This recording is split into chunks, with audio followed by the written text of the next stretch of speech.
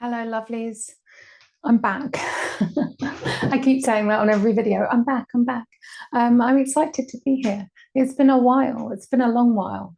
Um, I wanted to acknowledge some decks that I have grown familiar with or that are new to me that I have, gotten through the period that I haven't been on YouTube. There are a few too many to put into one video. However, I figured I would do like a deck catch up or a deck temperature reading for the summer. We've just hit the summer solstice. It felt like a good way to do it. So I'm going to go through some decks this morning and yeah, look at the ones that are working, look at the ones that aren't, look at some new ones I'm really excited about, and hope that maybe that allows me to acknowledge the ones I want to acknowledge and bring to light some possibilities, some inspiration, maybe even put out some issues that other people might be having as well, so we can start a discussion on how to get over those hurdles. Okay, so the first one I'm going to look at, the first category, I've got a few categories, I had to separate them out. I have 1, 2, 3, 4, 5, 6, 7, 8, 9, 10, 9 or 10 decks.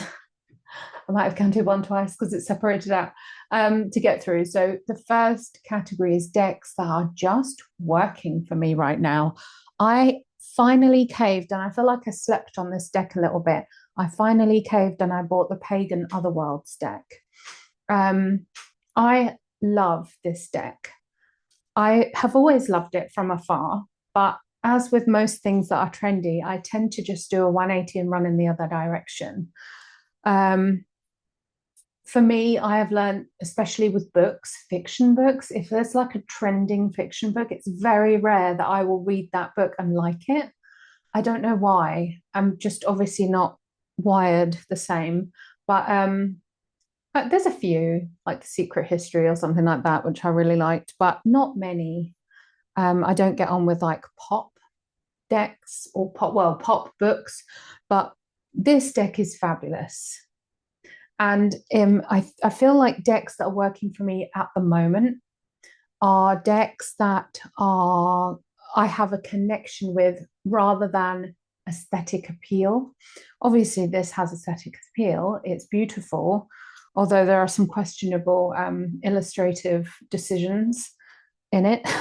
The Lover's Card beard one, which we might get to, we might not. But I feel like this gives just enough for you to get the idea or be inspired by the card or allow things to be triggered, right? Allow insights and ideas to be triggered just enough. It's not overwhelming.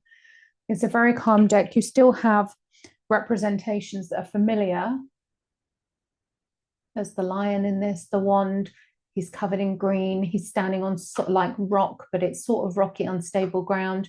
There's calm ground in the background, or flat ground, more sort of stable, I suppose, ground in the background. So you get what I mean? Like there are still elements that we can pull from, but it's not overwhelming. This is a very calming, unintrusive, unobtrusive, whatever that word is, deck.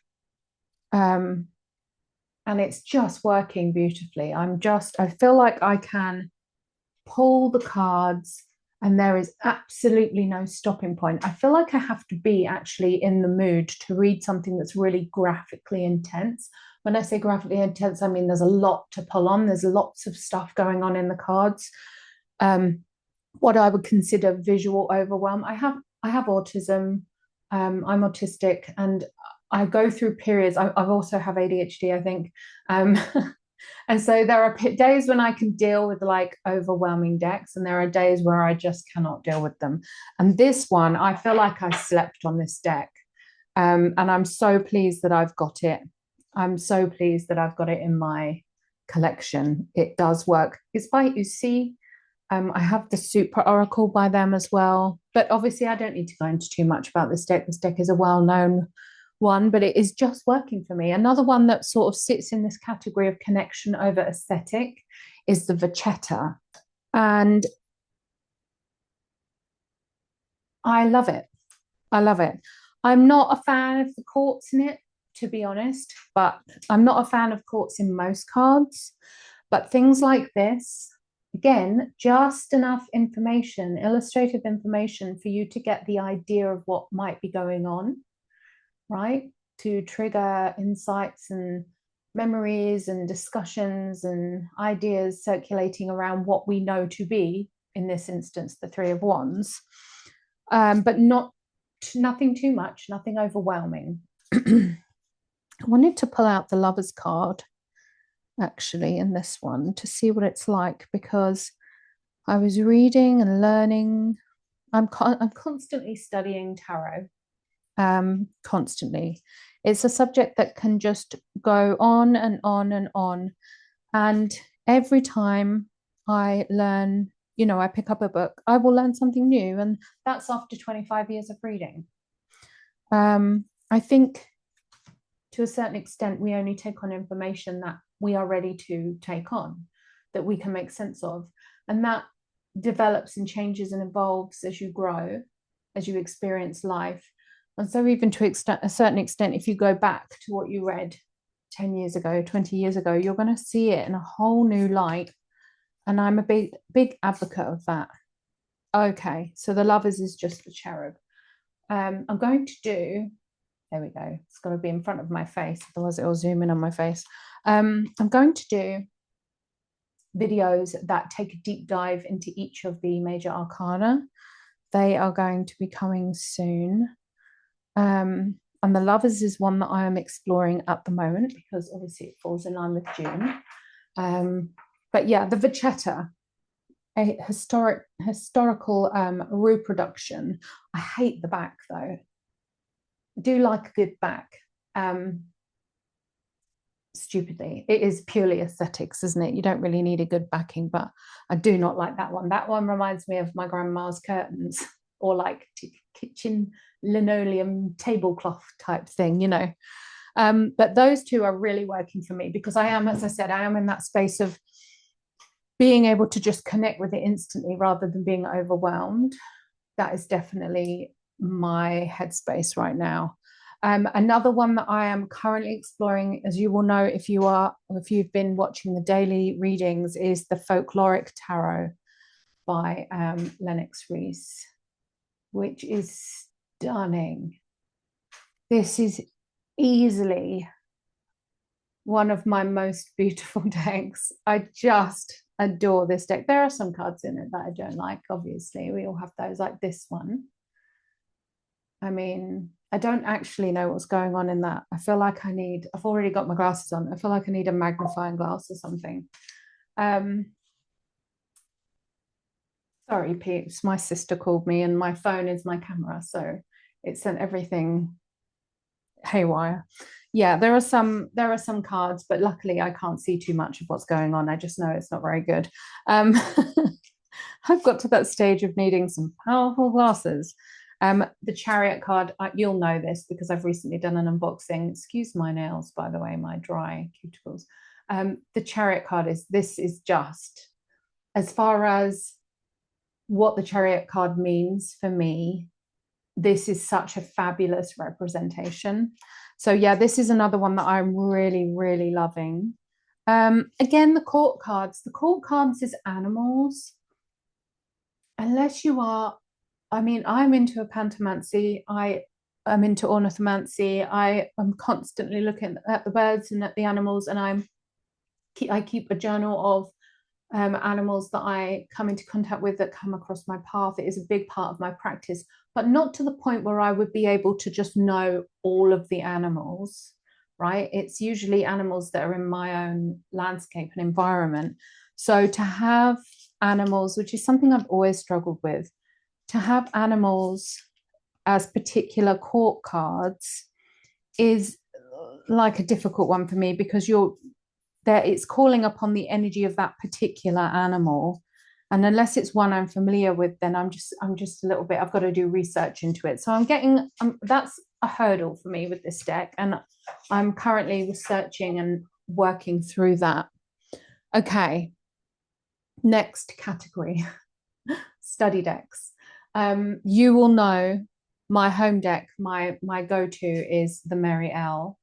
This is a deck that I typically don't use for everyone else. This is just for me. The Mary L, as soon as it came through the door that day when I first got it, it was in tatters. I ended up backing it with some black contact paper and trimming it because the edges, it was all stuck together, it was all ripped, it was in such a state, and it was a new deck and I was livid, but there weren't many available at the time, and I was like, I just want it. And for some reason I felt like I needed to salvage it and save it.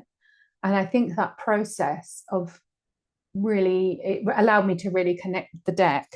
I used to be a big trimmer, backer, edger, you know, coloring in the edges and things. I haven't done that so much. I think I've got too many decks to sort of do that with, but this is what I would call a study deck. It comes with so many different correspondences, and the perspectives of the cards, not only are they very expansive, but there's also perspectives that only come, if you read the guidebook, that only come from someone who has worked with tarot for a long time.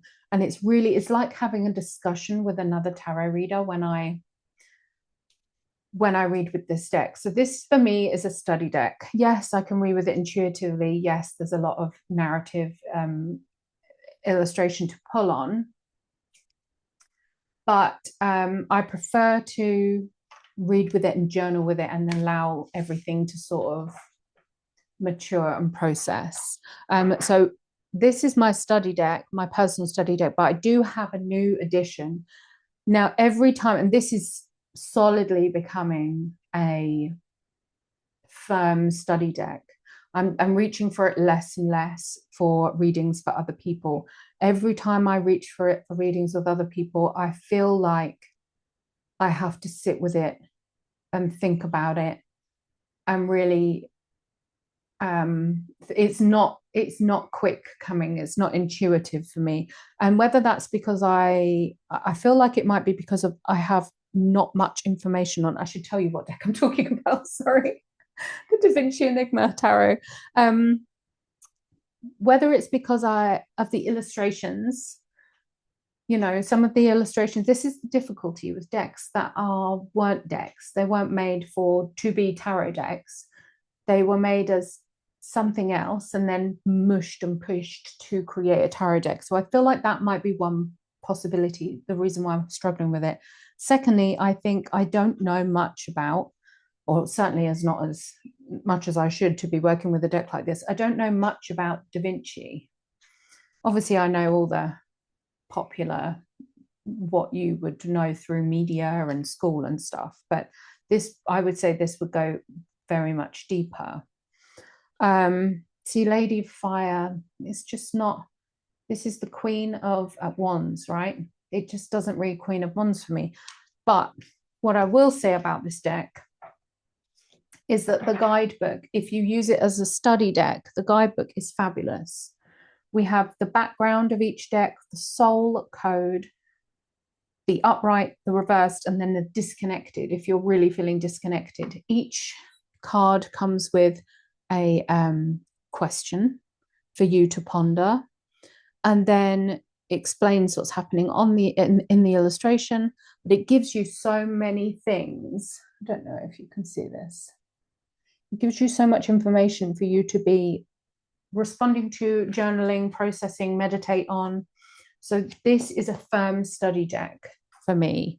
I don't know if I'm ever going to be comfortable with it enough to work with it professionally. I think to some extent as well, it's a little bit like the what's the deck? The Dreams of Gaia Tarot, where although it hasn't got a different structure, it certainly uses a different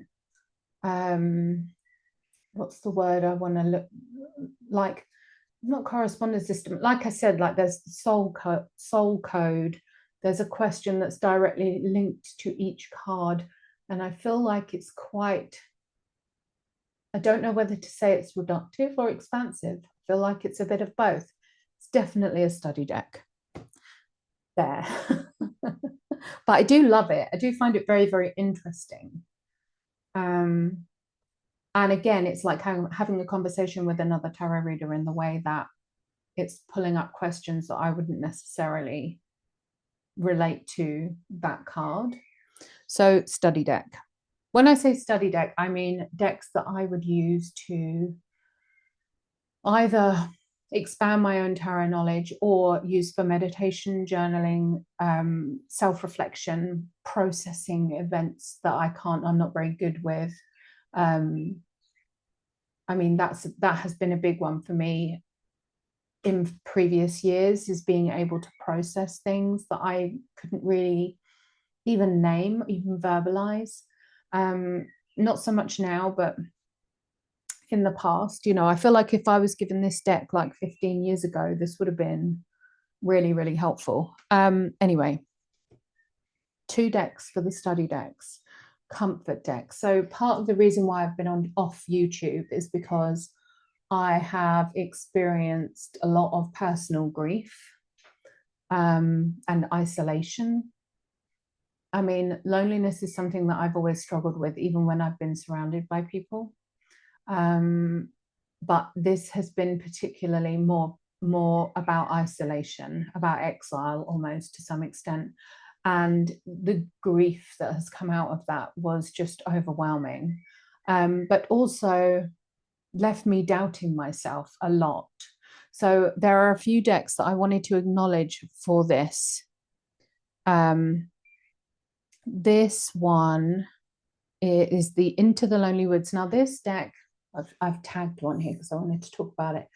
This is not the kind of deck that I would usually go for. This is an oracle deck, not a tarot deck. This is not the kind of deck I would usually go for. This is not the visuals. I am not into this visually at all. I mean, perhaps when I'm in a bit of a softer mood, I might, be able to go, oh, that's sweet, but I'm not really a sweet person. Do you know what I mean? I'm quite blunt and abrupt. If you know, you know. Yeah, so this isn't really my jam as far as illustration goes, but someone recommended it to me. Who recommended this?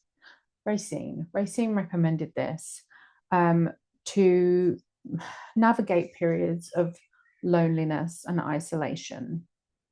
And I have to say, it does that very well. It really allows you to, I love this one. This is sweet. See, look, I can be cutesy.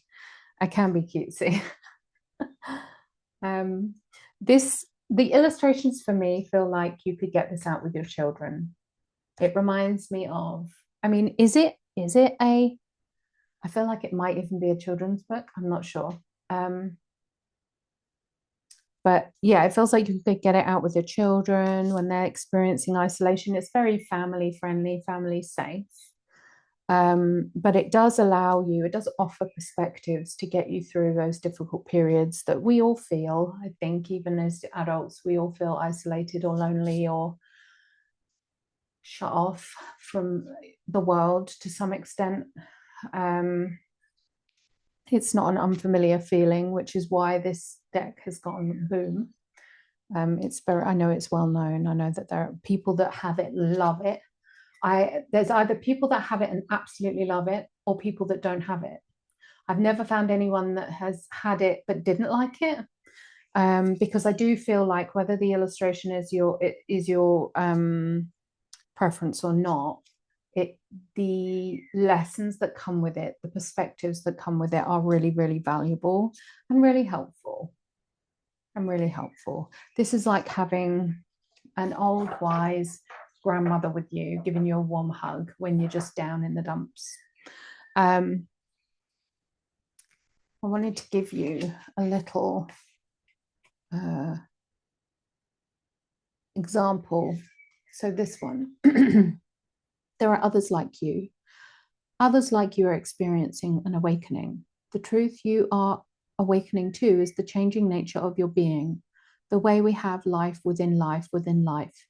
It seems as if you are the only one experiencing such a profound rebirth, and this can lead you to feel bleak, believing that there is no one else who experienced quite what you have. This is true. Your experience is unique and profound, but it is a theme that other souls are gently seeing the possibilities of their own freedom. They walk their own path, shunning the loud voices of the human world that shout their empty words into numb ears and blank minds. There are others like you. You are not alone in this rebirthing of the inner and outer worlds. You see what I mean by perspective? I've just realized how strong the blur is on this video. Now you see my skin texture, now you don't. Yeah, it's a beautiful, it gives you a lovely perspective. So that this is a new one that I'm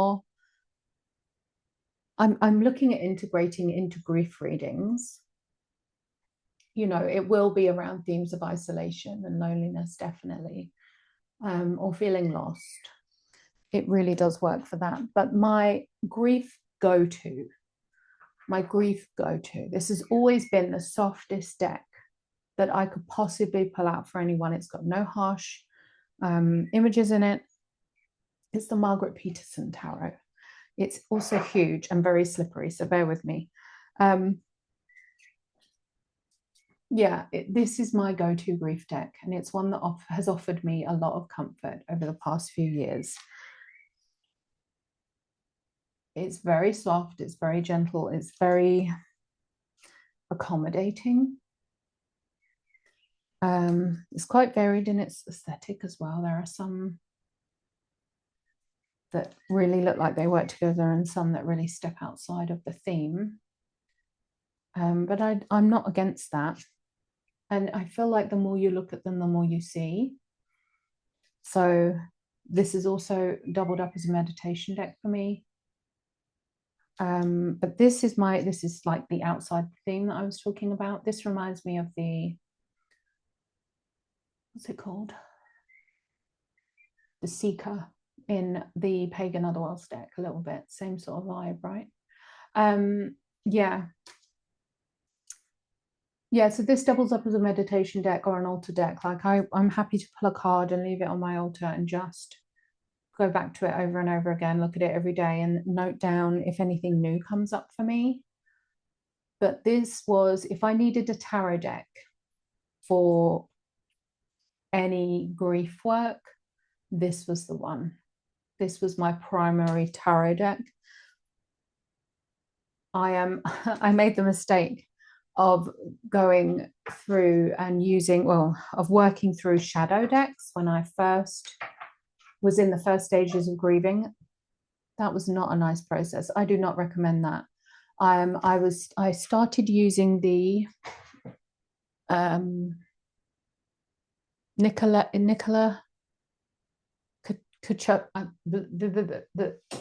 hang on. I started using the Chocolate Oracle, and where's the other one? The Alice in Wonderland by Lucy Cavendish. These two. They are fabulous shadow work decks, but they also require you to be in a really strong place. These are not decks for grief work. Just a warning. That was not a good that was not a good move on my part. Okay. What's next? New decks. Very new decks. When I say new decks, not like I got them through the post yesterday, but new decks as in I haven't really explored them too much yet. So the first one is the Wisdom of Place Tarot. This is the box by Elizabeth Boots and Chip Sullivan. This deck I started working with like it was a normal tarot deck and then very quickly realized that it wasn't. Its elemental correspondences is water, air, earth, and wood. But it is a tarot deck that is made up of the landscapes. And this came to me through Garden Goddess Tarot. There was one in particular that I really loved that she showed on her Instagram. And she said it was a fabulous deck. It is a fabulous deck. It's a really, really good deck. I believe that it's come out of a thesis even about how we can work with our own biospheres in our spiritual practice, something like that. But I need to explore this deck further. The color associations, see, you will see here, hang on. This is, all the majors are like blue edges, and have what I would consider like the spirit wheel symbol at the bottom. But then we have earth, which is this sort of khaki color with the labyrinth at the bottom. We have wood, which is green. See, now I'm getting confused with earth, right? I need to really work with this deck to know what I'm doing with it, because I kept getting confused. I'm reading the cards as like a different element. And then air is orange, which totally throws me off. And then what are we missing? We're missing one color. We're missing air. No. Air, wood, earth, water. Oh, so water is a light blue with a lobster. And then dark blue is like spirit or grey even. It's a fabulous deck, but I need to work with it more. It's not an easy one to pick up. I don't know whether it's particularly a different structure, but it's enough to throw me off. I might even trim it. I was going to read you here. Introduction. Every day of our lives, we are in the presence of genius, what our ancestors called the genius loci, or spirit of place. But do we recognize it? Can we still hear the mountain, see the wind, feel the forest without an app?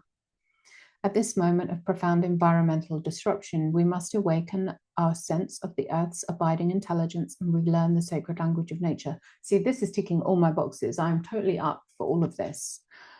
This is definitely something that would help me. I feel like it's got a place to help me root into my spiritual practice as far as earth-based practices go, folk magic. Our book, Wisdom of Place, A Guide to Recovering the Sacred Origins of Landscape, examined various expressions of power of place through the narrative structure of the tarot. We now present its content in the form of an interactive card deck, tangible, tactile tool to expand one's environmental consciousness in an original and captivating way. Our major arcana represent broad concepts and fundamental principles of ecological awareness and their most common expressions in global folklore. Our minor arcana represent specific elements and features of sacred landscapes and are divided into 4 suits of 14 cards each, representing the elemental properties of earth, air, water, and wood. We list the correspondences to conventional tarot decks at the beginning of each section in this guidebook.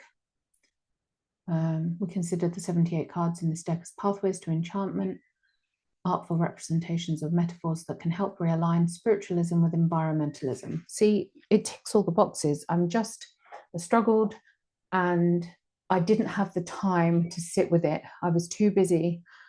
Since I went on to TikTok, my readings have just blown up. Yeah, I didn't have the time. But it is definitely one that I want to connect with and want to develop my practice with further, because I feel like it might have a very specific place in my spiritual practice, not necessarily professional readings, but definitely spiritual practice around the Sabbats even, and connecting with the environment and the earth and the elements. So that is one that is new that I need to pay more attention to. And then the other one that I wanted to talk about was the Kazanla Kazanla Tarot. This is by, I don't know how you pronounce it, whether it's Kazanla or Kazanla, where the emphasis would be. Kazanla Tarot by Kazanla Aminola Emil. Apologies if I'm not getting that name right. So this is a made by an Iranian-born creator with a Turkish and Persian father and a Hungarian mother, and they grew up in a mixed religion household. So they got a lot of different exposure to different religions and in different circles within those religions, right? So the perspective of this deck is ecumenical, where all religions and belief systems lead to God in whatever aspect that may be, right? Whatever your higher divine being is. It has got, I'm going to try and keep my face out of this. It has got references to Kabbalah, Hermeticism, alchemical symbols, astrological symbols. So you can see down here we've got astrology and alchemical symbols. I don't know what this is on the left. I feel like that might be more alchemical symbols. Astrology, alchemy. We've also got up here the Sephiroth that it relates to, each card relates to, as well as the standard, you know, Queen of Wands or whatever down here. This is the swords. Yeah, the swords. Sorry, you can tell that I'm struggling with my eyesight, right? The swords relate to Egyptian mysticism and the legend of Osiris. But I like the fact that it's got various religions in it that we don't typically see. I mean, we do see Egyptian mysticism, obviously, in Hermetic decks. But the other religions, not as obviously as this, though. This is the legend of Osiris played out over the swords. And then we have the Knight of Coins. Oh, so this is coins. The coins relate to Persian fables and folk stories, which, you know, would be probably stemming from his exposure to his father's religion and beliefs and views and perspectives. And then we have the wands, which is based on the Indian dynasty of Mughals. So we have Indian correspondences here as well. But I just love it. I love the illustrations. I love the diversity in it. It's all very Eastern to some degree, which I'm really happy about, because I can't say I have a lot of Eastern decks in my collection. I do have a few Buddhist decks, but nothing that is as diverse as this. And then we have the cups. So the cups relate to the Hungarian folk tales, which is really cute.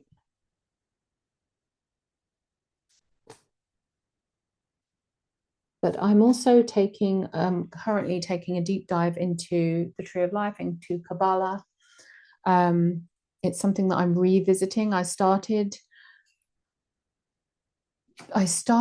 studying Hermeticism probably about 15 years ago, and life just took me off in different directions. So I've come back to it, and it's very interesting because it is directly linked to, or, you know, much more heavily linked to what people consider high magic and low magic, which is where I would you know, that low magic is my space. Folk traditions and low magic is where I'm most comfortable and what is most familiar to me.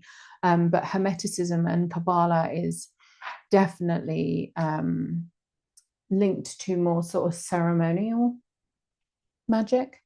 But it's been very, very interesting to come back to it with those 15 years of experience and knowledge, and to look at, I feel like I'm looking at it all through fresh eyes.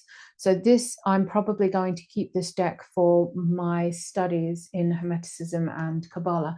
This is the major arcana. You can see that they are labeled here. And let me just find one that I can actually see in this light. Yeah, they're labeled. We don't have a Sephiroth. We don't have alchemicals. So all the symbols have gone. It is just the illustration. So if there are any illustrations in the majors, then it is, sorry, if there are any symbols in the on the majors, it's in the illustrations, not around the edge. There we go. I got my words out. This is the image that's on the front, I believe. Oh no, it's not. So I am aware that this is not the original edition. This is like, I don't even know what edition this is. One of my friends has the original Kazanla tarot, and it's way bigger. It's more like this size. This is Margaret Peterson. So when this came through, I was like, oh, okay, it's a teeny tiny deck, which is great for shuffling and handling, but not very good for my eyesight when it's this. When it's this detailed. My words are failing me. But yeah, I feel like I'm going to use that one for my Hermeticism studies. Yeah, I think that is it. I probably have more to talk about. I could go into the realms of decks that I'm disappointed with. Should I? I don't like bad mouthing, being negative about decks, because I know the amount of work that goes into them. And if I am disappointed by any decks, it's purely because I haven't connected with them. It's not because they're not worth their salt. So I'm always a bit sketchy about that, because I think the way in which it can be interpreted by a viewer might be that they're not worth it, and they are, but it's just that they didn't work for me. Yeah, I mean, I know a lot of people, I'm going to do it because I do know that a lot of them are very well loved by the community. Okay. So there are three particular decks that I was really looking forward to and just haven't connected with. As I say, this is just my personal experience. These decks are loved by a lot of people, but for whatever reason, I haven't got on with them. The first one is the Gothic Literature Tarot, which I was so excited to get. I got this off Kickstarter. This is the Kickstarter edition by Syrian Shadow. I missed his, I want to say Haunted House Tarot. That might not be the right name, or the Horror Tarot, something like that. I missed the Kickstarter on that, and I'm gutted because that Oracle deck looks fantastic and I really, really want it. If anyone out there has got a copy that they want to swap for something else, and please let me know. But the Gothic Literature Tarot, I am a massive Gothic literature fan. Dracula is my favorite book and has been since the first time I read it a million years ago. And I have that book. I have maybe 6 different copies of that book for various reasons. So I was really, really excited to get this deck. The back is the same as the box. I was really, really happy to get this deck through. But it's just not really working for me, if I'm honest. I don't know why. I think one of the problems I have is that if a deck is based on something that I am very familiar with, and the imagery doesn't match what's in my head, game over, which is really sad because I really, really wanted for this to be the one. I have the Vampire, is it the Vampire Tarot? The Tarot of Vampires, the one Racine loves. It's her home deck. I have it. I love the Phantasmagoria book. I hate the deck. But I am so into vampires. I am so into Gothic literature. I'm so into like dark Gothic literature is my genre, is my go-to genre. And so, you know, I may be blonde and pasty, but inside I have a Gothic heart, I tell you. My teenage friends will definitely know that. Um, yeah, I really, really wanted this to work. I really, really wanted this to work. But for whatever reason, it just doesn't really. Um, I can't tell. I mean, I know it's not AI. He says in it, it's not AI. I think it's just digital illustration. Mina Harker, see?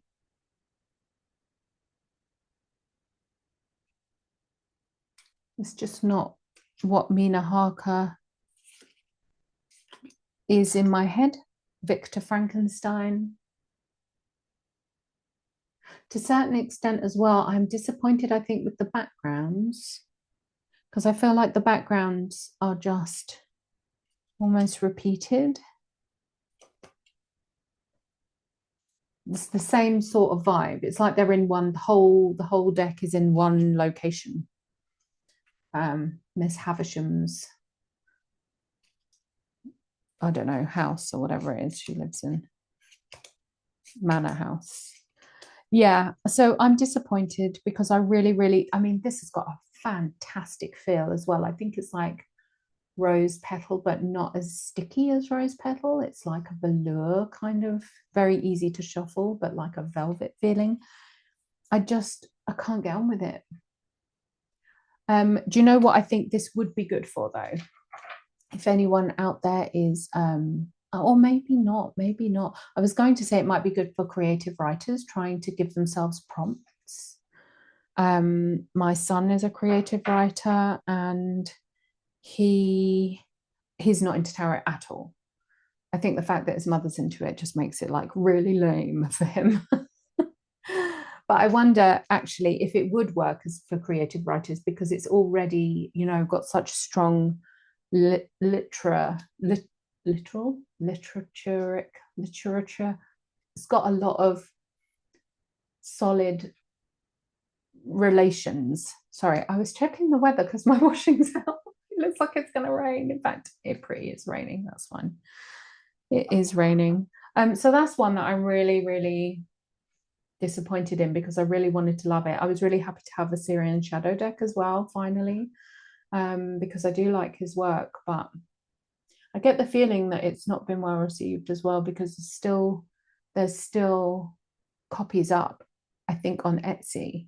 And I know with the horror or haunted house or whatever the Oracle deck he released before, that just sold out. I don't even think it made Etsy. I'm not sure.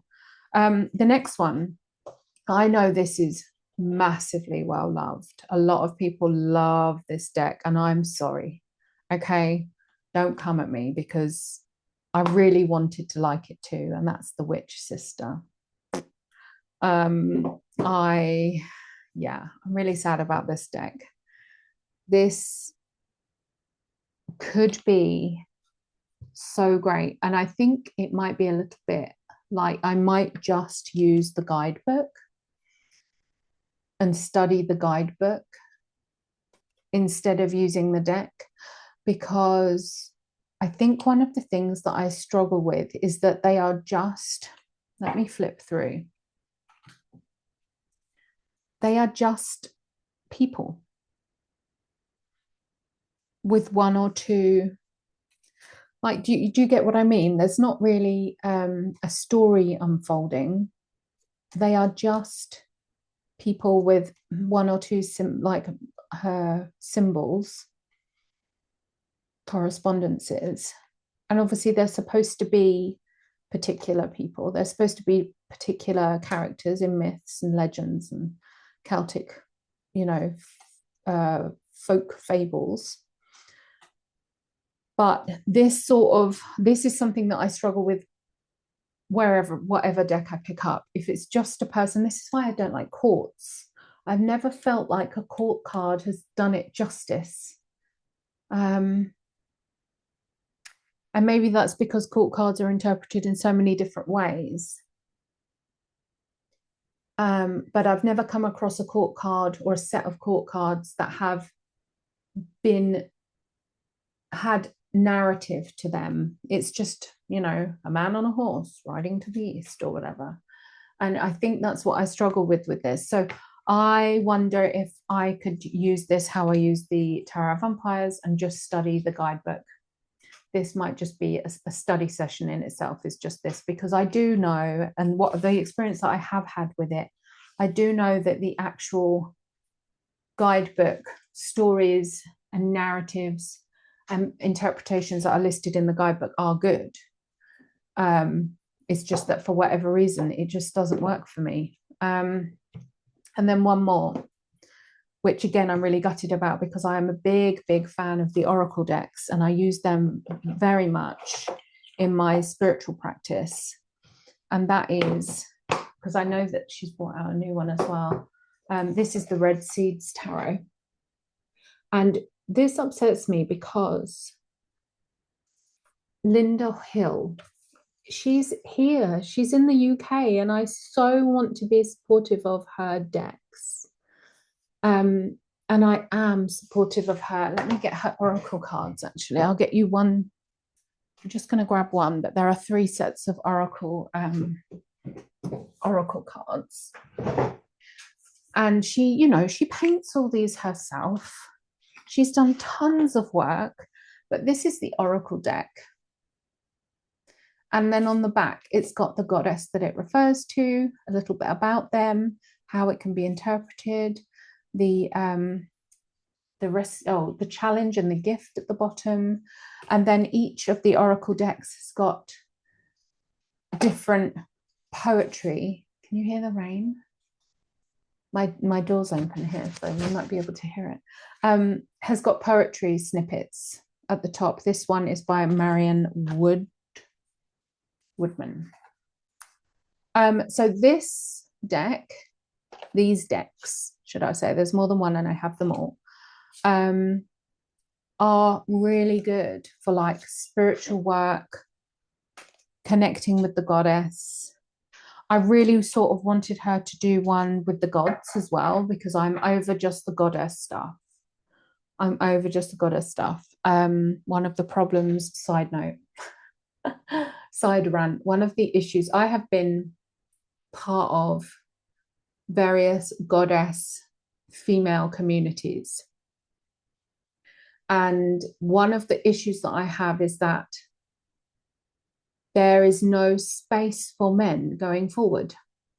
And I'm all for women being independent, doing their own thing, standing up, having equality, absolutely being seen as their own individual self, regardless of any connection that they may have. I'm all for it, 100% behind it. But what I find in goddess circles is that there's no room for males, there's no room for men, and that's unrealistic. It's unrealistic. I'm a mother of 2 boys and married to a man. Like, where I want to be able to show and bring up my sons and show them what role they take. And obviously I do to the extent, but when you show up at a goddess conference with your husband because he had to drop you off because you've not been well and you couldn't drive, and then you get attitude and judgment for that. That was not my personal experience, but someone that I was friends with, someone that I am friends with. You get attitude for that because they're there and this is a goddess conference and it's women only. I mean, I just don't have time for that. It's not like they're there to like ruin the show. Do you know what I mean? It's just, there's a lot of judgment that comes with it, and I don't feel like it's going to lead us anywhere good. If we want to make real change in the world, we need to be realistic about things. Anyway, rant over. So the creator of these beautiful oracle decks that I work with often and use in my spiritual practice to connect with deity. Also has made various tarot decks. The Red Seeds Tarot is based on the Eleusinian mysteries in ancient Greece, and that is something that very much appeals to me. But I don't know, just doesn't. Again, I think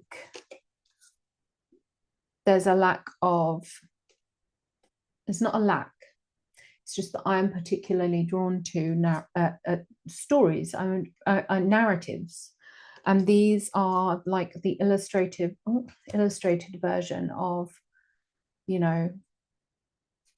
one person on a page sort of thing. I'm sorry, I should have checked.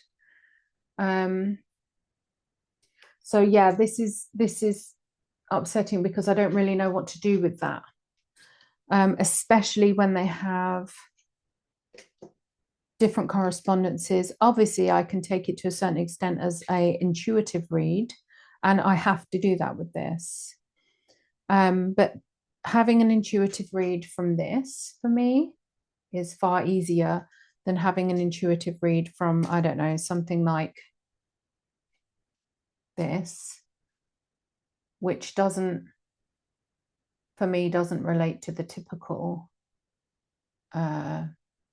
what I would consider 10 of Wands. So what else am I getting from it though? So this is one I'm really sad about. This is beautiful. That to me talks of grief more than death, but yeah. I'm sad about it because I want to support this UK artist and creatrix. I'm a big fan of her oracle decks. I know that there's another deck that's come out, and I'm wondering whether that might be a bit different. I'm also really up for the theme of the Eleusinian mysteries. But for whatever reason, I can't work with this deck. So they're my disappointments, but not because I don't want to take anything away from them. I just can't vibe with them, which is, the struggle is real.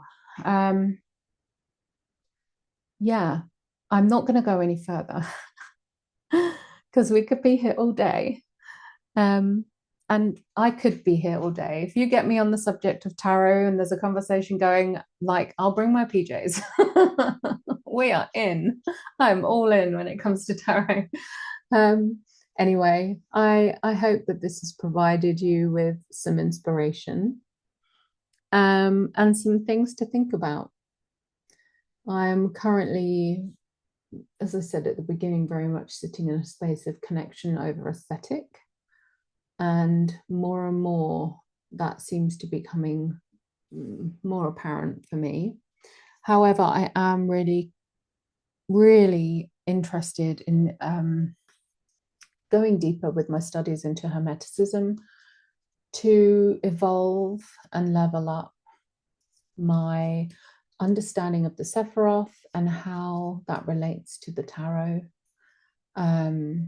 And to see where I sit on that, whether it changes. I find it interesting to see what changes my perspective and what doesn't. So that's where my interest is at the moment. Oh, did I show you the backs? Look how pretty. Yeah, so thank you for joining me in this very long, chatty, nearly an hour long video. Stay fabulous, and yeah, have fun.